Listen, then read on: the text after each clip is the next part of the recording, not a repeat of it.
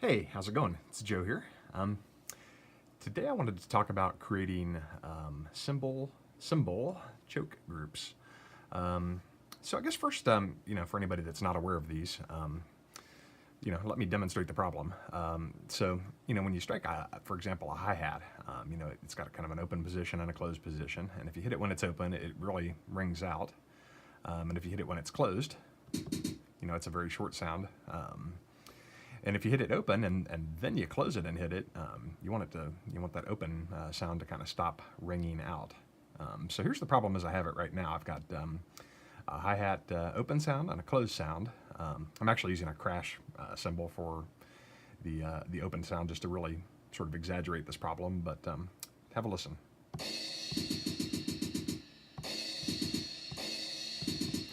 So as I hit that closed cymbal, the open one keeps ringing out. And what I actually want to do is, choke that so that it stops ringing. So let's set that up. So the first thing I'm going to do is come in here and remove these couple mixer channels that I have. All right, so now I've got a kick and a snare. And instead of mixer channels, let's insert a custom unit here. And we've got a live corn. Awesome. I'm going to come in here and insert a couple linear controls. The first one here we'll call hi-hat CL, hi-hat closed.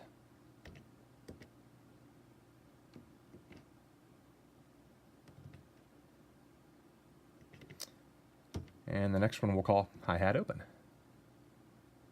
All right, so now we've got a couple linear controls that we're going to use to park some audio processes on.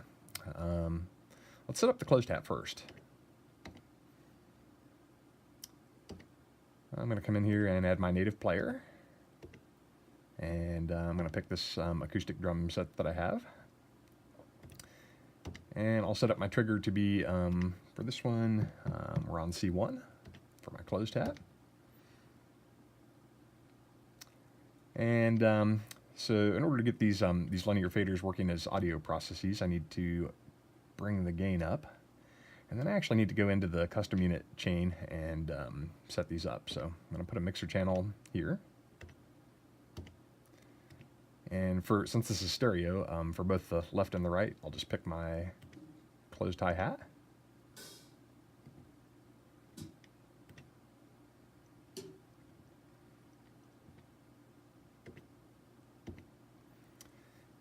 Let's see here. Now I just need to set the sound, so I'm going to increment this slice until I get the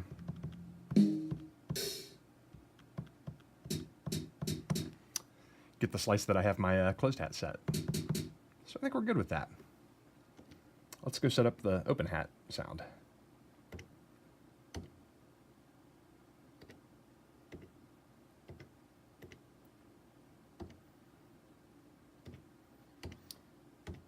And for this one, my trigger's on D1.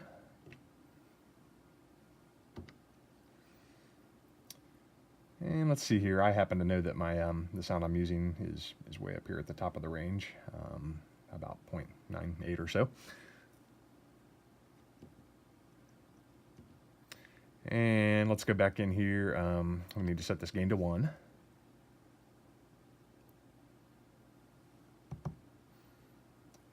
And let's just go in here and add another mixer channel for this hi-hat sound. And once again, I'll just pick my locals.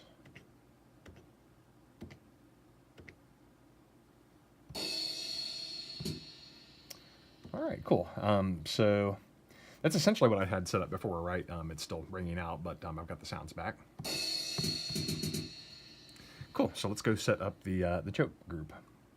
So I'm going to come in here into my open hi-hat fader. And what I want to do here, I want this player to trigger whether I'm hitting the open hat trigger or the closed hat trigger. And the trick that I'm going to use here, I'm going to take advantage of the fact that this native player is monophonic. So if I trigger one sound and then I trigger another sound, it's going to kind of cut off the first sound. And what I want it to cut it off with in this case is silence. So let's go in here. Let's take a look at the slices on these real quick. And we'll just zoom out a bit. So you can see I've got this last slice over here, is at the end of it, and it's just a bit of silence. So what I actually want to do, if I hit the closed trigger, I actually want to kind of change the sample that I'm playing to this last one, which is just silence, and it's going to choke out that first one. All right. Like I said, we want this to fire off both triggers. I'm going to clear this out. We'll put in 2 mixer channels. The first one here, we'll set this one back to be D1. This is my open trigger. And for the next one, we'll put in C1, which is my open hat trigger. The only other thing I want to do here, because I'm going to change the sample, I want to put in just a little bit of a delay on this trigger to give it time to adjust the sample. So I'll go in here and we'll add a fixed delay, wet up to 100%, and we'll just make this 10 milliseconds should be more than plenty. All right, so I think that's good. The only other thing we really need to do here now is switch the sample. So you can see if I fire this right now, we're getting that hi-hat sound. If I change the slice, if I move this up to 1, we get silence. So what we actually want to do is adjust this slice when we get the C1 trigger, which is my closed hat. So we'll go in here and set this up. I'm going to put another trigger here from C1, my closed hat cymbal, and we'll send that into an envelope, an ADSR. I'll just bring the sustain up to 1, and I'm just going to give it just a little bit of release so that it is actually kind of has a shape to it, right? So here's my C1 trigger. So there it is, just a real quick kind of gate signal, envelope signal. And what I'm going to do is take the gain on this and just crank it right up so that this just slams it up to be 1. Actually, I think probably 1 will do in this case. Yeah, looks like it's getting it there.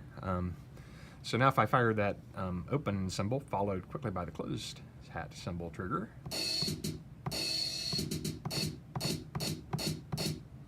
pretty cool, huh? So here's a little beat I have set up, but it's playing from the Beat Step Pro.